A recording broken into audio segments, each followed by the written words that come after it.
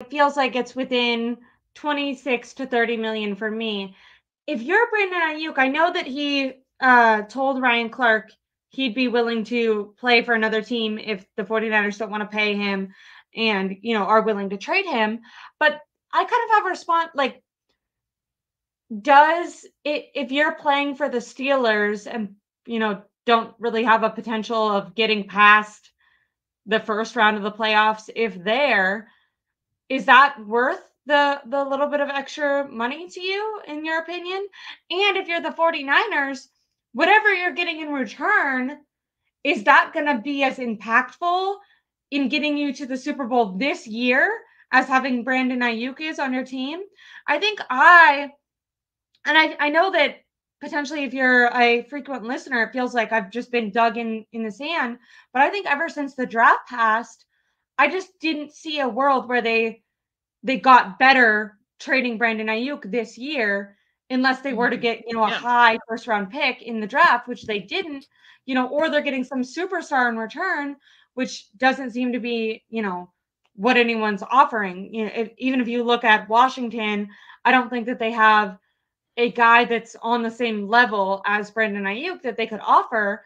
Maybe if they were doing, I've heard, I think Larry Krueger has suggested, what about like Terry McLaurin and future picks or something? Like maybe, but the 49ers have to be sure that they can guarantee, which obviously no one can guarantee, but they can be confident that if they do move on from Brandon Aiyuk, that whatever they've gotten in return, it doesn't at all negate what Brandon Aiyuk would have done for this team.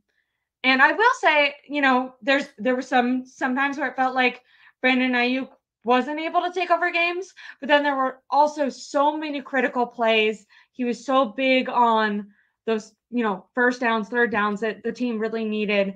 I don't know. I can't see them getting better this year moving on from him. So I have a hard time thinking that they're going to do that right now. But maybe that's naive of me, because I will say it feels like the 49ers don't usually fall accustomed to whatever fans want. And I know that they have confidence in themselves that if they had to rely on a guy like Ricky to take more snaps, or they started passing the ball to Kittle more, Debo more, to make up for the snaps that Brandon Aiyuk isn't having, I'm sure that they could do that. But I don't know. I don't really see an option right now where, as a fan, we get breaking news that Brandon Aiyuk is traded, and I at least right away feel better about the team.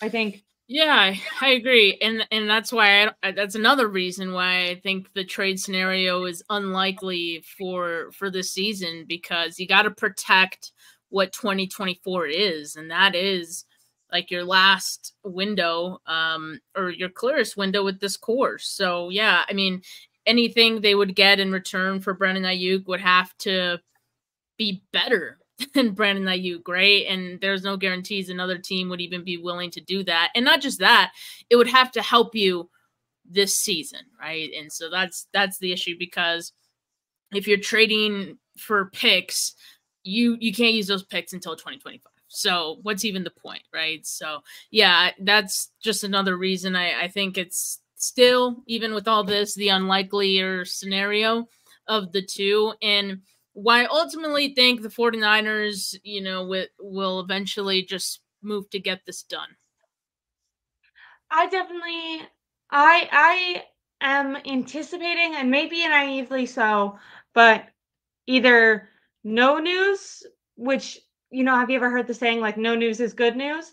Either no news or good news. I'm not anticipating like a dun dun dun, Brandon Aiyuk is traded type of news. I'm kind of anticipating that the 49ers are either going to be like, fifth year option is on the table, let's continue negotiating, and maybe try to smooth it over in a way where they're saying like, hey, like, we're not trying to offend you. Like, and it also, I'm interested, he said meeting with the 49ers. Is that meeting with Kyle Shanahan and John Lynch, or is that meeting with, like, I'm also interested in that, because I feel like Kyle, he always says like he doesn't really get in these conversations unless it's like, red alert type of things. And I feel like Kyle Shanahan, I know this is maybe controversial because of the doghouse and everything. But I think Kyle has been, you know, the way that, especially last year, at the end of last year, he talked about Brandon Aiyuk. It was like a proud coach or a proud dad type of moment where he really would talk about Brandon Ayuk's evolution as a player. I don't know. I don't see Kyle walking in there and telling Brandon Aiyuk, you know, that, you know, he should just get lost and he thinks the team's better without them. I think even if he's not saying like you're worth 30 million and we want to pay you, I think that you could see Kyle kind of having that like smooth it over role if he's in there. I'd be interested to know.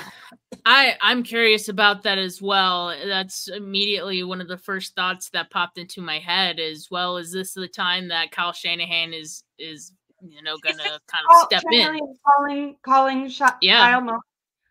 You know, that could be something close. I mean, respectfully, like Brandon Aiyuk isn't on the Trent Williams level, but still, I mean, I do think I do think Kyle Shanahan would like to keep Brandon Aiyuk, and so I think it would make sense for Kyle to be in those meetings. But at the same time, he has said like, I stay away, I stay out of it.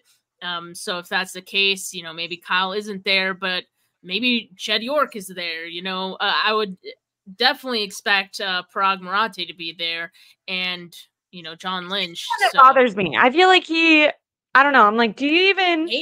He's the tough one. He's the tough one, I think.